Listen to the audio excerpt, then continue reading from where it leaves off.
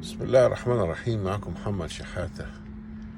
أنا فيديو قصير جدا تعليقا على حرق نسخة القرآن الكريم في أول أيام العيد الأضحى المبارك، وكل عام وأنتم بخير. يعني الرد الوحيد اللي احنا ممكن نقدر نعمله بدل التنديد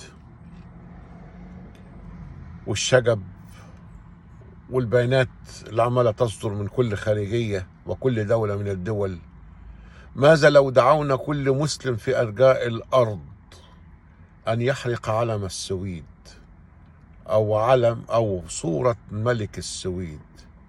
ماذا سيكون رد فعل أهل السويد على هذا إذا تم حرق العلم السويدي في أرجاء الأرض على يد كل مسلم، أو حرق صورة الملك؟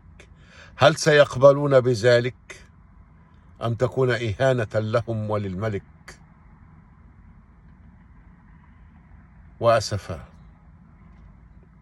وأسفا على السماح بهذه الأفعال المتطرفة، وحسبي الله ونعم الوكيل.